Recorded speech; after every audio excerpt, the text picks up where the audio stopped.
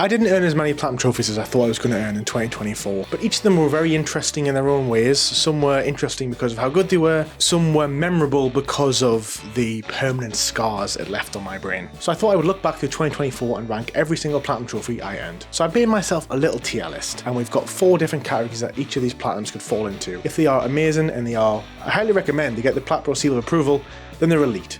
Underneath that we have a good time, so it's just not a perfect game, or the platinum trophy isn't perfect, but it's still worth playing. And then we've got 2 lower ones, proper mid, something about the plat that I just can't really recommend at all. Something about it soured the experience for me quite a lot. And then finally we have the lowest of the low, the Giga Dump rating. So I actually only earned 11 platinum trophies in 2024. I went off them a little bit towards the end of the year, but all the platinum trophies still have a story attached to them, and I think they're all part of me now. They're all part of me. So the first platinum trophy I earned, which was on the 6th of February, is Suicide Squad Kills the Justice League, which is actually free on PS Plus right now. Should you play it? Well, maybe. I had a really interesting experience with this game for a few reasons. Firstly, starting with the fact that I actually had to pay extra to gain early access. So we had this premium bundle, which was £100. So the normal game was 70. And if you bought this, you got access to the season pass and you got 3-day early access. And I paid extra because I wanted to be able to finish the game faster so I could make a video on it. So that was really the only reason why I bought it. And we all know now the season pass was not worth anything. It's basically valueless because they've actually said that this is the last update they're doing in January when it being free on PS Plus. So all you really got was 4 or 5 characters extra, and I've made probably a few different mods for your weapons, a few different worlds, but not what it promised. Not what it promised at all. And that's a problem with pre-ordering these season passes. Season passes are only good if the game does well, so pre-ordering season passes is just a bad idea. But that wasn't the only thing. I didn't really care for that. I just wanted the early access. So the very first day I turned this on, my 3-day early access, and the servers were down. So I couldn't play it for 6 to 7 hours, which is just absolutely shocking. Our servers are currently in maintenance mode. You're literally paying for this extra, and that just says it all really about the game. That was an omen for what was to come with this game. The game itself is interesting. I kind of defended it to start with, and then as I played more of the game, I realised there's not much there. I think the problem everyone had with this starts with the fact that it's just a missed opportunity. It was Kevin Conroy's last outing as Batman, and they chose to do this rather than retell something else. We all know deep down, everyone who worked in the game knows this, we as gamers know this, that Suicide Squad was made the way it is, with this online multiplayer, all these multi-seasons, just to basically be a paid, free-to-play game, and they ultimately just did it because they wanted to make as much money as possible, because they knew that this would make more money than another single-player Batman. Well, that's what they thought anyway, but that's what the people who made Avengers thought as well. I'm going to give credit to where credit's due. I actually think the first 6 to 7 hours is really fun because the cinematics, the effort they put into the game is really good, and the story sets it up in a really good way, and Captain Boomerang and Deadshot have really, really good traversal, and the world they've built is pretty good, and I think all the 4 starting characters, they all play very differently, and they all bring something to the game. However, this game is a third-person shooter. It's a full-player third-person shooter, and that's kind of what you have to know going into it. And after a while, the novelty wears off because the story just declines and declines. And essentially, once you face the first boss fight, which is one of the Justice League, from that point on, it's just not really particularly good. It becomes uneventful, and how they beat the Justice League always just feels a bit a bit of a cop-out. And then, of course, the big issue with the stories is that it doesn't end. They kind of say oh, okay, you've done something, and I'm not going to spoil it, but it doesn't end. You beat the big bad, and they go, well, there's actually 12 or 13 more of them across the multiverse, and you have to kill all of them to actually save everybody, and we're going to be releasing another boss, another universe, every 3 or 4 months. So, in theory, it's going to take them 3 years to finish the story. However, they've now said they're not going to finish the story. So they've kind of left it where it's the story's really unfinished. You finish it and you think, this is not an ending, it's literally just setting up the end game, which is really bad. The end game essentially is when I played it, there was 3 or 4 missions which you had to complete, and every time you beat them, you could play the level 2 version and the level 3 version, level 4, and essentially they were a little bit harder. I said buy different gear, and you unlocked different gear for beating the higher levels, basically just repetitiveness to get a little bit better gear every single time, to get your gear 1% better because you're going to be facing enemies who are 1% better, but it's the same levels essentially. The end game is really lackluster. You spend 15 hours beating the main game, and then you spend 10 hours doing collectibles, and then you spend probably 20 hours grinding out these end game levels for a couple of trophies, and then to get the level 30 or 50, I think it's 50 or 100 or something, that's another trophy that just takes takes a big grind. On a whole, it's not a great game, I don't think. I think you can appreciate the gameplay. Although the gameplay feels good, game as a whole doesn't feel good. It's like controlling the characters and what they can do is good, but the enemies you face, it's just proper mid. It's proper mid, and I think it's just such a missed opportunity. It's just not the game that it should have been. It's Giga Dump. The first game is definitely going into Giga Dump.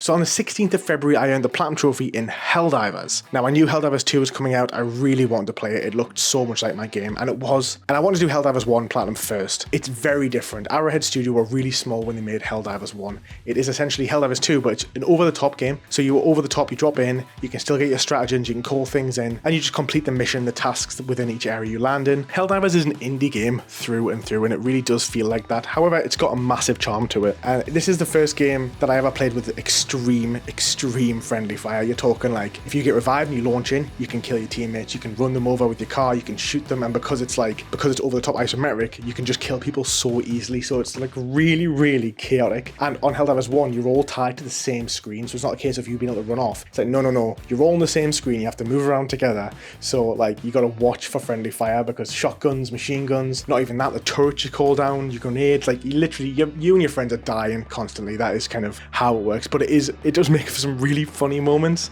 I really like Helldivers 1. I think from an indie perspective, it's fantastic. The gameplay is unique and it's fun. The Platinum Trophy is quite difficult though. Because the game's made for groups of 4, every mission has a difficulty rating from like 1 to 15. By yourself, if you're really good, you could do like a level 7 or 8, maybe a 9, but realistically, level 9 by yourself is going to take you like 45 minutes and you might not complete it.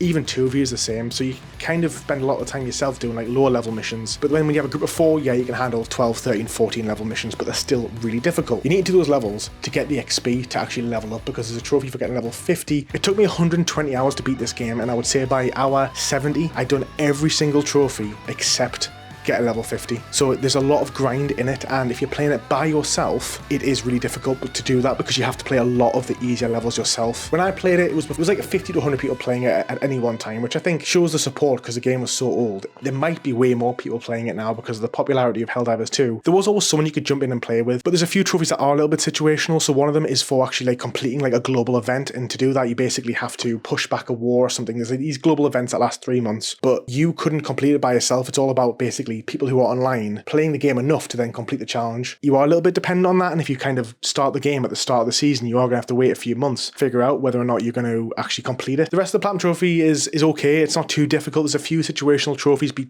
certain missions in certain ways, but with a bit of knowledge you can get there. But it is the big time commitment.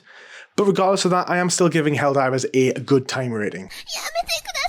So then we've got Helldivers 2, and Helldivers 2 was my game of 2024. I loved this game so much. It is fantastic. The experience it gives people is amazing, especially if you've got one other person to play with. The Platinum Trophy is not bad. It's 30 hours. You can do pretty much all of it by yourself. Some of them are a little bit tricky, but with practice you can do them. But you can quick join people's games, so there's always someone you actually can play with. You can join groups of 3, so you have a full 4, or just help someone else out. I've been jumping back into this game a few times, and now I'm like level 50. Sometimes I just jump into like a random level 1 mission where there's like loads of level 3 people, and they're just like using like these little pistols, and I just jump down, summon my bot or my car, and just start driving around and just killing everybody, and then they all just have a big bromantic hug, because everyone's pretty positive in this game. Everyone's really like welcoming to others, apart from my friends who just just kill me at every opportunity. But the wider community are a lot nicer. It's one of the best games I've ever played. So because of that, it's an elite ranking. Okay, so next, after doing Helldivers 1 and 2, I was like, I'm going to do another series. So I decided to do every single Tekken game you can do on PlayStation. Tekken 6, Tekken Tag 2, Tekken 7, Tekken 8. I tried Street Fighter vs Tekken. I mentioned why I didn't do that in the video, but it's not a Tekken game. It's essentially just a Street Fighter game, and I hate Street Fighter. They're all very different. Tekken 6 is weird. So firstly, Tekken 6 is on PS Plus, but I'm pretty sure if you download it from the library, there's no trophies. So you actually have to play it on an original PS3. This is a weird entry point for me coming in. I played Tekken 3 when I was like 10, but the story's all like 3D, and it's weird, and no one really liked it when it came out. It's funny. I actually think it's quite laughable and it's quite enjoyable, but it doesn't teach you the game. So when you actually beat that, you then kind of got to go into like the actual fighting, 2D fighting, and I found that even though I went into it, I just didn't know how any of the characters worked. Tekken 6 is okay. None of them are particularly hard. Tekken 6 was quite difficult because you have to fight like ghosts of other people, and because the game's been out for so long, people who are still playing it, it's like recent ghosts. So like you will go against someone who's been playing the game for 300 hours and still plays it. So like probably someone who's still playing it on that PlayStation 3. So there's a little bit of difficulty to it. You've just got to pick one fighter and just get good at them. That's all you really got to do. I picked Miguel, who I love, and he's not on Tekken 8. He's in Tekken 6 and 7 and Tekken Tag 2, but he's quite a difficult fighter. When I changed to Victor in Tekken 8, I grasped the game on a level I'd never done until that point. As well, it has online trophies, and I boosted them. It's only like win 20 games or something, but even when I was playing with my friends, the connection was so bad. So we couldn't really find games when we were searching. I think searching for like 10 minutes found you one game, and the connection was always so bad. That's the problem with this one. Like, it's just the fact that like the online trophies, which aren't hard, it's just Tekken 6 is probably the weakest of the main series Tekken games that you can play on PlayStation 3 and 4, I'd say. Tekken 8 and 7 are by far better. So I'm going to give Tekken 6 a mid rating, I think. Then Tekken Tag Tournament is excellent. It is a remaster. You can only buy, you can't buy from the stores. You've got to buy an actual physical copy of the game. Got to buy in the UK, you've got to buy Tekken Hybrid, and it has the Tekken Tag 2 Prologue, which has trophies in. Tekken Tag is excellent. It feels so old school. The trophy list is easy. It takes about 10 hours to do. It's just great seeing all these original champs, and they're just like in that kind of like 3D-esque glory. Tekken Tag is a good time. Tekken Tag 2 is actually not as good as you think. It actually was a massive flop for the franchise. When I played this one, because this one is a lot harder, I actually got really stuck on this one because I was playing Miguel and I wasn't particularly good with him. The tag component is really difficult for new players. And again, there is trophies tied to this ghost mode, which is against current players. Again, Tekken Tag 2, if you're still playing that game, you're probably pretty good at it, which meant that you were just going against like really good players, and it just became quite frustrating. It's definitely not too difficult. I think as someone who's new to fighting games, I struggled with it a bit, and my choice of fighter wasn't ideal. Miguel's quite hard to grasp. It took a lot of practice to get decent at him, and I never really was decent actually. I'm going to put Tekken Tag 2 in proper mid. I think it's okay, but going for the platinum is a little bit frustrating because like a lot of it is difficult. I don't like the tag mechanics. I think tag mechanics in any fighting game just creates too much juggling, and it just makes it unbalanced and not particularly fun when you're literally getting hit by a 25-hit combo. Here. You ever get a little bit tired of life, like you're not really happy but you don't wanna die? Then we got Tekken 7. So I still played Miguel, and I love this one. This one has a proper story. It's really good, and this one was made on a tiny budget compared to Tekken Tag 2, and it did so well for the franchise and really pushed it forward again. Even now, so I did it last year. It was still quite an active player base despite Tekken 8 being out. So yeah, I'm gonna give Tekken 7. Tekken 7's going into a good time. So remember.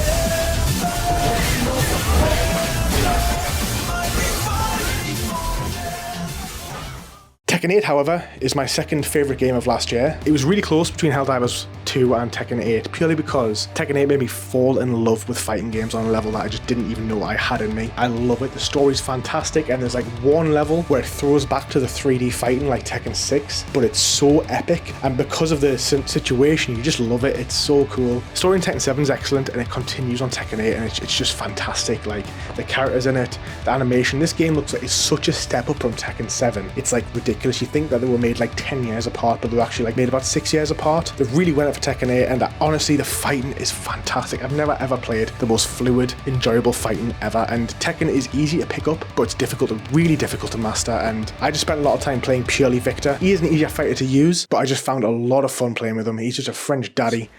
Let's go, Victor.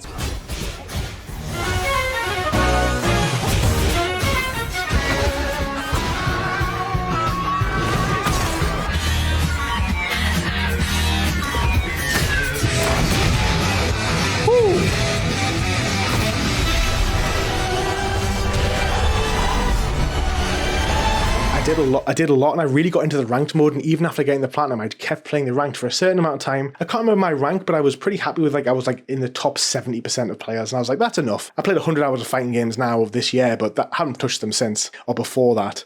So I was happy with that, and I think Tekken 8 is a must play. The platinum only takes about 12 hours as well. It's the easiest in the franchise, I would say, and I'm giving Tekken 8 an elite rating. Okay, well, flying through, I've actually only got 3 platinums left, and the next one was Dead or Alive 6. Winner! I just backed myself a dragon! Because I'm playing Tekken, I want to play another fighting game, and I heard a lot of funny, interesting things around Dead or Alive, mainly to do with the costume choices. Dead or Alive is a pretty good game, I'm not going to lie. I enjoyed the platform for many reasons. What can I say? I enjoyed the experience of playing Dead or Alive 6 for too many reasons.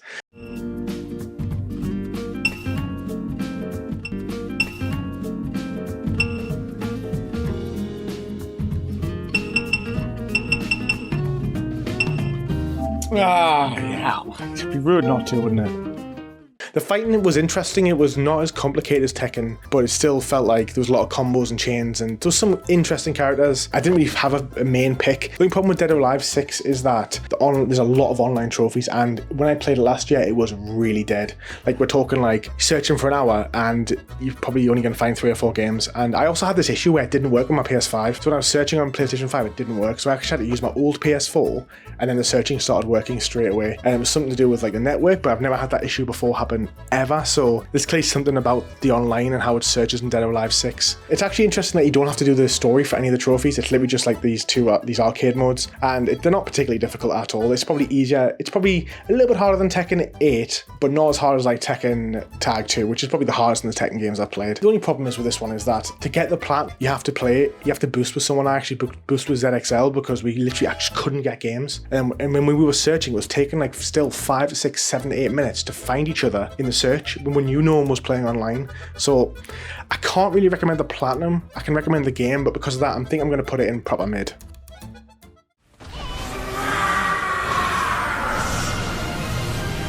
So on the 2nd of May, I earned my 10th platinum of 2024, and it was Fallout 76. Fallout 76 is a good game. I actually don't think it's a bad game in any way, shape or form. I think it's a really good Fallout, and I really enjoyed my time playing with it. The platinum trophy is pretty atrocious because you have to play basically the base version of the game, and a lot of the missions are really, really bland. Alright, let's see what this is about.